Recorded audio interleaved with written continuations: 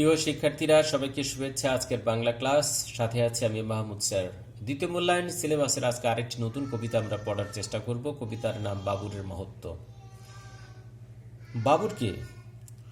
উনি রাজা হিসেবে বা শাসক হিসেবে কতটা মহৎপ্রাণ মানুষ ছিলেন, তার জীবন যেই গল্পের কথা এই কবিতা উল্লেখ করবার চেষ্টা করা হয়েছে। আমরা একটু জেনে নেই যে নামকরণটা কিভাবে করা হয়েছে। সম্রাট বাবর আসলে কে ছিলেন? তোমরা জানো যে ভারতের মুঘল সাম্রাজ্যের প্রতিষ্ঠাতা সম্রাট হচ্ছেন সম্রাট বাবর। তার আসল নাম হচ্ছে জহিরুদ্দিন মুহাম্মদ, তবে তিনি বাবুর বা সিংহ নামেই সবচেয়ে বেশি পরিচিত।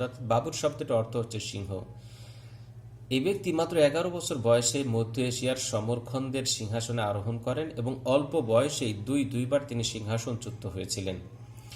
এরপর তিনি তার নিজ দেশ আফগানিস্তানের সিংহাসন অধিকার করেন এবং ওখান থেকে এসে ভারতের ইব্রাহিম লোদিকে পরাজিত করে দিল্লি অধিকার করেন। পরবর্তীতে মেবারের রাজা সংগ্রাম সিংহকে তিনি পরাজিত করার মধ্য দিয়ে ভারতবর্ষে এক বিরাট বড় সাম্রাজ্য তিনি স্থাপন করেন।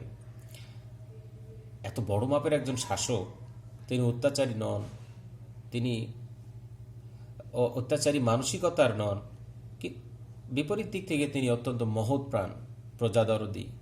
তার মানবিক গুণাবলী, মনুষ্যত্ব বোধ অত্যন্ত উঁচু মাপের ছিল।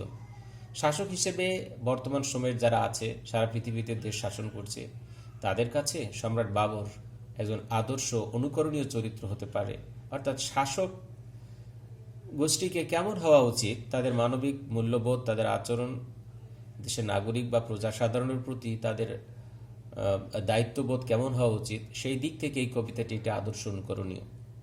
কবিতাটির শিখন ফল আমরা জেনে নেব। তার আগে জানতে চাই যে কবিতাটির লেখককে। কবিতাটির লেখক হচ্ছেন কবি কালিদাস রায়। তোমরা পাঠ্য বইয়ে কালিদাস রায়ের যে জীবনী বৃত্তান্ত কবি পরিচিতি হিসেবে দেওয়া আছে, সেখান থেকে অংশটুকু পড়ে নেবে। কবিতাটি পড়ে আমরা কি কি শিখব? 1. সম্রাট বাবরের মহানুভবতা এবং প্রজাদরদী মনোভাবের পরিচয় পাব। 2 নম্বর, মহৎ আদর্শে অনুপ্রাণিত হয়ে মানবিক মূল্যবোধ অর্জন করতে শিখব। 3. মানুষ হিসেবে ক্ষমা ও মহত্ব লাভ, অর্থাৎ মানুষ হয়ে মানুষকে ক্ষমা করবার মতো গুণাবলী অর্জন করা, মহত্ব বা মহানুভব মানুষ হওয়া, এই দুটি বিষয় শিক্ষা লাভ করব। 4. কবি কালিদাস রায়ের ইতিহাস বোধ এবং কবিত্ব শক্তি। কালিদাস রায় অত্যন্ত ইতিহাস সচেতন একজন লেখক। তিনি ইতিহাসের ঘটনাকে আশ্রয় করে অসংখ্য কবিতা লিখেছেন এবং তার কবির সত্তার পরিচয় কত বড় মাপের, এই দুটি বিষয় আমরা এই কবিতা পড়ে জানতে পারব। সম্রাট বাবরের সাহস, শক্তি, রাজ্য জয় এবং মুঘল সাম্রাজ্য প্রতিষ্ঠার ইতিহাস আমরা সংক্ষেপে এই কবিতার ভিতরে জানতে পারব। 6 নম্বর বলেছি, দেখো যে ভারতের লোদী বংশের শেষ পাঠান সম্রাটের পতনের কারণ কি, আমরা সেটা জানতে পারবো। সুশাসন প্রতিষ্ঠায় বাবরের কৃতিত্ব সম্পর্কে আমরা এই কবিতায় জানতে পারবো। উৎস যদি বলি, যে বাবরের মহত্ব কবিতাটি কবি কালিদাস রায়ের পর্ণপুট কাব্যগ্রন্থ থেকে নেওয়া হয়েছে। পর্ণপুট কাব্যগ্রন্থের বানানটি খুব সতর্কতার সাথে খেয়াল করবে। কবিতাটি পাঠের উদ্দেশ্য কি? কবিতাটি পাঠ করে সম্রাট বাবরের মহানুভবতা সম্পর্কে আমরা অবহিত হব, মহৎ আদর্শে অনুপ্রাণিত হয়ে মানবিক মূল্যবোধ গঠনে আমরা সচেতন হব। চলো আমরা এবার মূল কবিতাটির অর্থগুলো বোঝার চেষ্টা করি। পাঠান বাদশা লোদি পানিপথে হত, দখল করিয়া দিল্লির শাহীগদি, দেখিল বাবর এ জয় তাহার ফাঁকি। ভারত যাদের তাদেরই জিনিতে এখনো রয়েছে বাকি, গর্জে উঠিল সংগ্রাম সিং, জিনেছ মুসলমান জয়ী বলিব না এ দেহে রহিতে প্রাণ, লয়ে লুণ্ঠিত ধন দেশে ফিরে যাও, নতুবা মুঘল রাজপুতে দাওরণ। প্রথম এই অংশটুকুর আমরা একটু অনুবাদ করবার চেষ্টা করছি বা একটু সহজ বাংলায় বলবার চেষ্টা করছি। পাঠান বাদশা লোদি, আসলে পাঠান বাদশা লোদি বলতে কাকে বোঝানো হয়েছে? এই পাঠান বাদশা লোদি বলতে ভারতের লোদি বংশীয় শেষ পাঠান সম্রাট সুলতান ইব্রাহিম লোদিকে বোঝানো হয়েছে।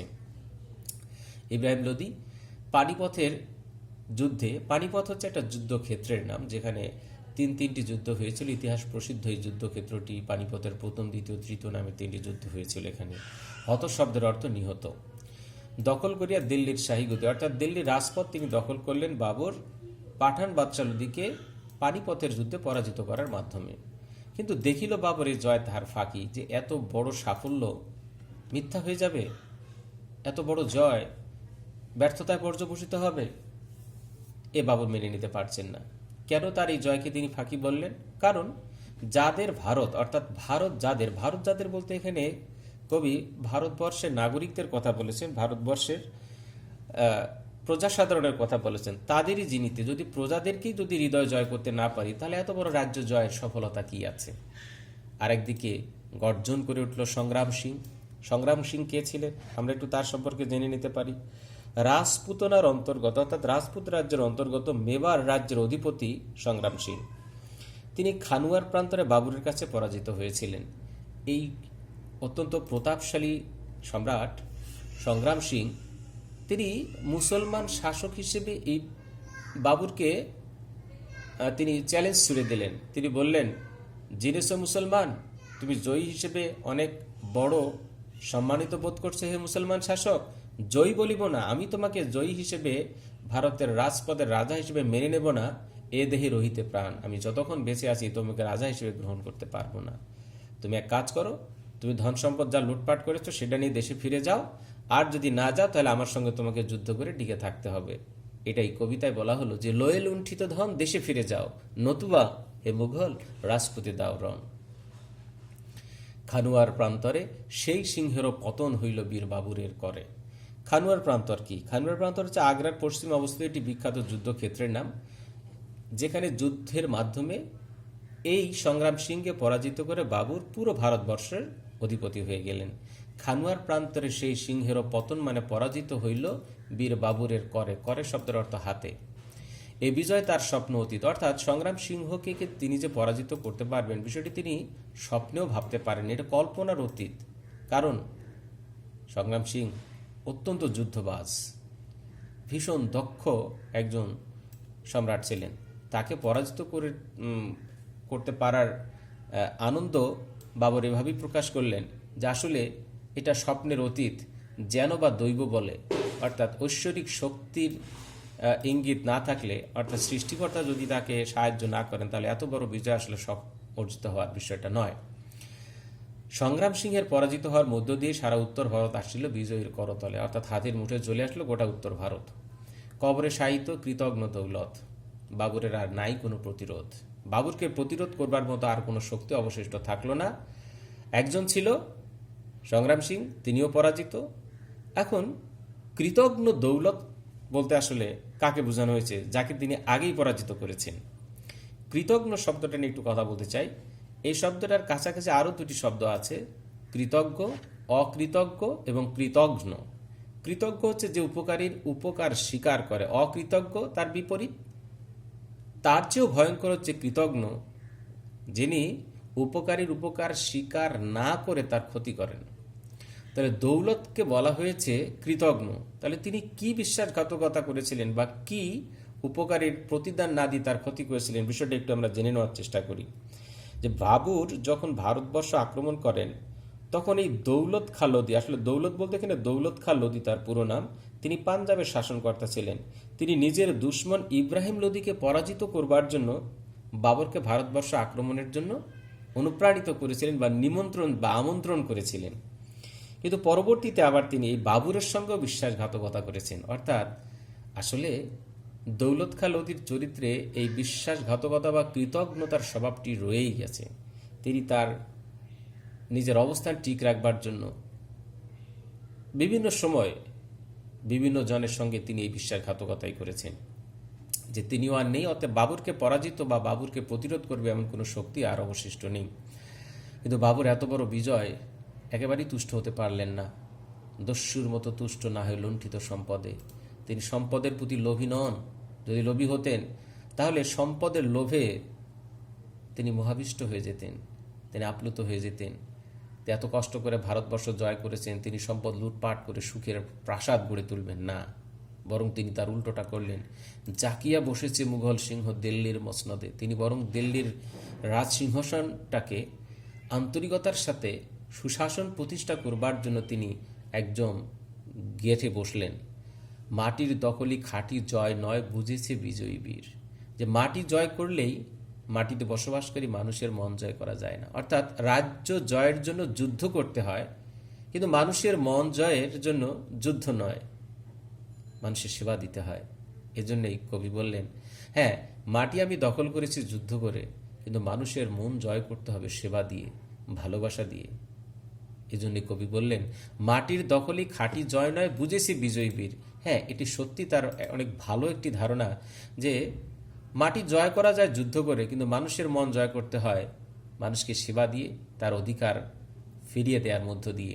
বিজিত হৃদয়, অর্থাৎ এখানে বিজিত বলতে ভারতবর্ষের সমস্ত নাগরিকদের কথা বলা হয়েছে যে তাদের হৃদয় দখল করবে, অর্থাৎ ভালোবেসে এদেশের মানুষের মন জয় করবে, এটাই তিনি স্থির করেছেন এখন।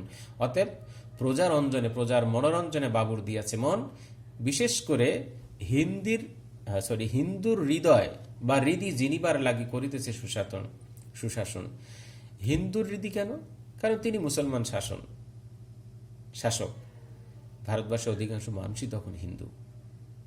এখন হিন্দুরা যেন এই মুসলমান শাসককে ভুল না বোঝেন, অথবা মুসলমান শাসকের কারণে তাদের যেন কোনো ক্ষতি বা কষ্ট না হয়, এই বিশেষ প্রয়োজনে তিনি হিন্দুদেরকেই বেশি প্রায়োরিটি দিলেন, তাদেরকেই তিনি বেশি সুযোগ সুবিধা দিয়ে তার সুশাসন প্রতিষ্ঠা করলেন। আর তার রাজ্যে সব ঠিকঠাক মতো চলছে কি না, তার রাজ কর্মচারীরা বা তিনি নিজেই রাজ্য পরিচালনায় সঠিক পদক্ষেপ নিতে পারছেন কি না, এটা দেখবার জন্য তিনি ছদ্মবেশ ধারণ করে, সাধারণ মানুষের ছদ্মবেশ ধারণ করে তিনি পথে পথে ঘুরে প্রজার দুঃখ কষ্ট দেখে নেওয়ার চেষ্টা করতে লাগলেন। চিতরের এক তরুণ যোদ্ধা রণবীর চৌহান করিতেছে আজ বাবুরের সন্ধান। চিতর রাজপুতনার মেবার রাজ্যের রাজধানী হচ্ছে চিতর। রণবীর চৌহান হচ্ছে রাজপুত জাতির একটি প্রাচীন শাখার নাম চৌহান। তো এই রণবীর চৌহান হচ্ছেন একজন যোদ্ধা, যিনি চৌহান শাখার অন্তর্গত বা সেই শাখার একজন মানুষ। তো এই রণবীর চৌহান তার রাজ্য যেহেতু সম্রাট বাবর জয় করে নিয়েছে, এই বিষয়টি সে মনে মনে ভালোভাবে মেনে নিতে পারেনি। সে খুব কষ্ট পেয়েছে বাবরের এই জয়ে। অতএব তাকে মনে মনে হত্যা করবার পরিকল্পনা করে সে বাবরকে খুঁজে বেড়াচ্ছে। চিতরের এক তরুণ যোদ্ধা রণবীর চৌহান করিতেছে আজ বাবুরের সন্ধান। বাবুরকে খুঁজে বেড়াচ্ছে তাকে হত্যা করার জন্য। আর তার হত্যার উপকরণ হিসেবে কুর্তার তলে মানে জামার নিচে কৃপান মানে অস্ত্র বা ছুরি লুকায় ঘুরিতেছে পথে পথে। দেখা যদি তার পায় আজ কোনো মতে, যেখানেই হোক, যে অবস্থাতেই হোক, একবার যদি তার দেখা পায়, লইবে তাহার প্রাণ, একদম সেই জায়গাতেই তাকে হত্যা করবে। শনিতে তাহার, এখানে তাহার শব্দটি দ্বারা সর্বনাম অন্তরালে আসলে বাবুরকে বোঝানো হয়েছে যে বাবুরের শনিতে মানে রক্তে, খালিত করিবে মানে প্রতিশোধ নেবে চিতরের অপমান। অর্থাৎ চিতর রাজ্যের যে পরাজিত করে, তার রাজাকে পরাজিত করে মুসলমান শাসন প্রতিষ্ঠা করবার যে অভিপ্রায় বা যে কাজটি তিনি করেছেন, এই অপমানের প্রতিশোধ নেওয়ার জন্যই রণবীর চৌহান রাজপথে সম্রাট বাবরকে খুঁজে বেড়াচ্ছে। দাঁড়ায় যুবক দিল্লির পথপাশে, লক্ষ্য করেছে জনতার মাঝে কেবা যায় কেবা আসে। সে দিল্লিতে এখানে সেখানে দাঁড়িয়ে দাঁড়িয়ে আসলে তার উদ্দেশ্য হচ্ছে বাবরকে খুঁজে বের করে তাকে হত্যা করা। হেনকালে অর্থাৎ এমন সময় একটা মত্ত হস্তি পাগলা হাতি ছুটিল পথের পরে। পথ ছাড়ি সবে পালাইয়া গেল ডরে, সকলেই গেল সরি, কেবল একটি শিশু রাজপথে ধুলায় রহিল পড়ি। এমন সময় একটা পাগলা হাতি রাস্তার উল্টো দিক থেকে দৌড়ে আসছিল। হাতির ভয়ে সবাই চলে গেল নিজ নিজ জায়গায়। কেবল একটি শিশু রাজপথে ধুলায় রহিল। একটা শিশু রাজপথে ধুলার মধ্যে পড়ে রইল, তাকে কেউ উদ্ধার করতে পারল না। এই বাচ্চাটিও আসলে ছোট হওয়ার কারণে, সে তার পরিস্থিতি জ্ঞান না থাকার কারণে এই ভয়ঙ্কর পরিস্থিতিতেও সে রাজপথে বসে ধুলায় খেলছিল। হাতির পায়ের চাপে পড়ে গেল গেল করি, হায় হায় করি, পথিকেরা ভয়ে কাঁপে। দূর থেকে মানুষ দেখছে, আহারে এ বাচ্চা তো কিছুক্ষণের মধ্যে হাতির পায়ের পৃষ্ঠে হয়ে মারা যাবে। অনেকে আবার বলা বলি করছিল, এই কুড়াইয়া আনো রে, ওকে তুলে নিয়ে আসো না। সকলেই বলে, সবাই চিৎকার করছে, অথচ কেউ না আগায় সাহস করে, কেউ সাহস করে এগিয়ে আসছে না। সহসা হঠাৎ একটি বিদেশি পুরুষ, অর্থাৎ এই এলাকার নয় বা এই রাজ্যের বা দেশের মানুষ নয়, অচেনা একজন মানুষ ভিড় ঠেলে যায় ছুটে। তখন ওই সাধারণ জনগণই আবার তাকে নিরুৎসাহিত করবার চেষ্টা করছে, এই করো কি করো তুমি নিজেও তো মরবে এই বাচ্চাকে উদ্ধার করতে গেলে, এটা বলে জনতা চিৎকার করে ওঠে। কিন্তু এই সাহসী মানুষটি কারো কথাই শুনলেন না, সবার বাধা উপেক্ষা করে শিশুটিকে উদ্ধার করবার জন্য তিনি দৌড়ে গেলেন। কড়িশুণ্ডের ঘর্ষণ দেহে সহি। কড়ি শব্দের অর্থ হাতি, শুণ্ড মানে সুর, ঘর্ষণ মানে ঘষা, দেহে মানে শরীরের, সহি মানে সহ্য করি, অর্থাৎ হাতির সুরের আঘাত তারা নিজের শরীরে সহ্য করে, অর্থাৎ একেবারেই হাতির পায়ের তলা থেকে কোনো রকমে বাচ্চাটিকে নিরাপদে সরিয়ে নিয়ে এসেছেন, কিন্তু তিনি দেহে আঘাত পেয়েছেন। পথের শিশুরে কুড়াইয়া বক্ষে বহি। বুকে করে বাচ্চাটাকে নিরাপদে সরিয়ে নিয়ে আসলেন। ফিরিয়া আসিল বীর। বীরের বেশি এই লোকটি এই কাজটি করল। চারিপাশে তার জমিল লোকের ভিড়। সব লোক চারদিক থেকে তাকে জড়িয়ে ঘিরে ধরল। বলিয়া উঠিল একজন, এই জমায়িত লোকের মাঝখান থেকে একজন বলে উঠল, আরে এই যে মেথরের ছেলে। বাচ্চাটিকে চিনতে পেরে বলছে, আচ্ছা এটা তো ওই আমাদের পাড়ার এই মেথরের ছেলে। ইহার জন্য, এই বাচ্চার জন্য বেয়াকুফ, বেয়াকুফ মানে কি নির্বোধ, জ্ঞানহীন, তুমি তাজা প্রাণ দিতে গেলে, একটা মেথরের বাচ্চাকে উদ্ধার করবার জন্য তুমি তোমার প্রাণটাই দিতে গিয়েছিলে, এখন কাণ্ডজ্ঞানহীন। ক্ষুধার দয়ায় পেয়েছো নিজের জান, যা আল্লাহ তোমার ভাগ্য প্রসন্ন করে রেখেছিল বলে হয়তো নিজের জীবনটা ফিরে পেয়েছো, না হলে তো তুমিও হাতির পায়ের তলায় পিষ্ট হয়ে যেতে। যাও, ফেলে দিয়ে ওরে, এখন করোগে স্নান। তুমি তো অপবিত্র হয়েছো, তুমি মেথরের বাচ্চাকে কোলে তুলে নিয়েছো।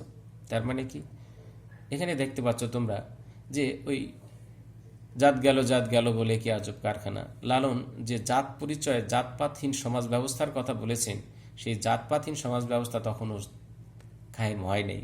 তখনও আসলে মানুষে মানুষে একটা ভেদাভেদ ছিল। এই নিচু জাতের মানুষ হওয়ার কারণে তাকে অস্পৃশ্য, অসুচি কল্পনা করা হতো। কিন্তু শিশুর জননী ফিরে পেয়ে বুকে বক্ষে চাপিয়ে চুমা দেয় তার মুখে। শিশুর জননী ছেলে ফিরে পেয়ে বুকে। আসলে দেখো, সন্তানের প্রতি মায়ের ভালোবাসা সারা পৃথিবীতে একই রকম, অর্থাৎ মাতৃত্বের কিন্তু কোনো আলাদা শ্রেণী বিভাগ নেই। প্রত্যেক মাই তার সন্তানকে সবচেয়ে বেশি ভালোবাসে। এই জন্য আমরা দেখতে পাই ওই মেথরের বাচ্চাকে তার মা বুকে করে নিয়ে তার হৃদয়ের সমস্ত ভালোবাসা দিয়ে ছেলেকে নিরাপদ রাখবার চেষ্টা করছে। আসলে মা এখানে সন্তানের জন্য, সে মেথর হোক কিংবা তার চেয়েও নিচু জাতের হোক, মাতৃত্বের কোনো শ্রেণী বিভাগ নেই। সন্তান মায়ের কাছে অমূল্য সম্পদ। বিদেশি পুরুষে রাজপুত বীর চিনিল নিকটে এসে। এই বিদেশি লোকটিকে রণবীর চৌহান কাছে এসে চিনতে পেরেছে। এই যে স্বয়ং বাদশাহ, এই যে বাদশাহ স্বয়ং বাবুর পর্যটকের বেশে, যে একজন ভ্রমণকারীর বেশ ধারণ করে, এ তো বাবুর। ভাবিতে লাগিল, হরিতি ইহার প্রাণ। যে লোকটা একটু আগেই একটা মেথর শিশুর বাচ্চাকে বাঁচাতে গিয়ে নিজের জীবনের ঝুঁকি নিয়েছিল, আমি তাকে হত্যা করবার জন্য পথে পথে খুঁজে বেড়াচ্ছি, পথে পথে আমি করিতেছি সন্ধান। নিজের ভুল বুঝতে পারলেন যে না, যে রাজা তার রাজ্যের একজন ছোট্ট বাচ্চাকে বিপদ থেকে উদ্ধার করতে নিজের জীবনের ঝুঁকি নিতে পারেন, তিনি কোনো খারাপ মানুষ হতে পারেন না। শাসক হিসেবে তিনি অত্যন্ত উঁচু মাপের একজন। অতএব তিনি তার ভুল বুঝতে পেরে বাবুরের পায়ে পড়ি সে তখন লুটে কহিল সপিয়া গুপ্ত কৃপান বাবুরের করপটে। বাবুরের কাছে তিনি তার অস্ত্র সমর্পণ করলেন। ঝাপনা, এই ছুরিখানা দিয়ে আপনার প্রাণবধ করতে আসিয়া কি দেখিলাম, ভারতের রাজপথ সাজে আপনার অন্য কারণে। যেই দেশের ভারতবর্ষের রাজা হিসেবে আপনাকেই মানায়, কারণ যে মানুষ নিজের প্রাণের মায়া না করে রাজ্যের মানুষের জন্য নিজেকে উৎসর্গ করতে পারেন, তিনি সত্যিকার অর্থের রাজা। বীর ভোগ গায়ে বসুধা। এই পৃথিবী আসলে বীরদেরই উপযুক্ত জায়গা। সবাই এই কথা কয়, ভারত ভূমির যোগ্য পালক যে বা আপনি হচ্ছেন এই ভারতের সবচেয়ে যোগ্য শাসক, তাহারে ছাড়িয়া অন্য কাহারে করিবে সেবা। কেটেছে আমার প্রতিহিংসার অন্ধ মোহের ঘোর। আমি এতদিন পর্যন্ত যে একটা ঘোরের মধ্যে ছিলাম, প্রতিশোধের একটা নেশার মধ্যে ছিলাম, এই ঘোর আমার কেটে গেছে। সপিনু জীবন করুন এখন দণ্ডবিধান মোর। আপনি যে শাস্তি আমাকে দেবেন, এই অপরাধের জন্য আমি মাথা পেতে নেব। রাজপথ হতে উঠায় যুবকটিরে কহিল বাবুর ধীরে, বড়ই কঠিন জীবন দেওয়া জীবন নেওয়ার চেয়ে। বাবুর বলল, তুমি অনেক সহজ কাজটা করতে পারোনি, যে কাজটা আমাকে হত্যা করতে পারতে তুমি খুব সহজেই। এই কাজটা যেহেতু তুমি করতে পারোনি, এখন একটা বড় কঠিন কাজের দায়িত্ব তোমাকে দেব আমি। বড় কঠিন জীবন দেওয়া, জীবন রক্ষা করাটা অনেক কঠিন, কিন্তু জীবন নেওয়াটাকে অত্যন্ত সহজ কাজ বলেছে বাবুর। জানো কি ভাই, ধন্য হলাম আজকে তোমার পেয়ে। আমি তোমাকে মতো মানুষ পেয়ে ধন্য হয়েছি যে তুমি তোমার নিজের ভুল বুঝতে পেরেছ। আজ হতে তোমাকে একটা নতুন দায়িত্ব নিতে হবে। আজই হতে মোর শরীরের রক্ষী হও, প্রাণ রক্ষকে হইলে আমার প্রাণের ঘাতক নও। তুমি আজকে থেকে আমার প্রাণের রক্ষাকারী, প্রাণ রক্ষক, তুমি আমার ঘাতক নও, তুমি আমার হত্যাকারী নও। তুমি আমাকে হত্যা করতে যেহেতু পারোনি, অতএব তোমার দায়িত্ব হচ্ছে এখন আমাকে নিরাপদ রাখা। প্রিয় শিক্ষার্থীরা, দেখতে পাচ্ছ তোমরা যে একজন, হ্যাঁ, এখানে বাবর চাইলে তাকে শাস্তি দিতে পারত, যে একজন দীর্ঘদিন যে মানুষটাকে হত্যা করবার জন্য বাবরকে খুঁজে বেড়াচ্ছে, তার এক কথায় তাকে বিশ্বাস করাটা উচিত হয়নি। হয়তো এটি তার কৌশলগত দিক হতে পারে, কিন্তু বাবর নির্বিঘ্নে তাকে বিশ্বাস করলেন। আসলে বিশ্বাসে মিলায় বস্তু তর্কে বহুদূর। মানুষকে বিশ্বাস করা এক ধরনের পুণ্যের কাজ। এজন্যই বলেছেন যে মানুষকে বিশ্বাস না করা এক ধরনের পাপ। সুতরাং আমরা দেখতে পাচ্ছি যে এই মহৎ গুণটিও তার চরিত্রের মধ্যে ছিল। আমরা টোটাল কবিতাটির অর্থ পড়বার চেষ্টা করলাম, বাবরকে ব্যাখ্যা করবার চেষ্টা করলাম, বিশ্লেষণ করবার চেষ্টা করলাম যে বাবর শাসক হিসেবে কত বড় মাপের একজন মানুষ ছিলেন। পাঠ্য বই দেখে তোমরা শব্দের অর্থ টিকাগুলো একবার ভালো করে পড়ে নেবে।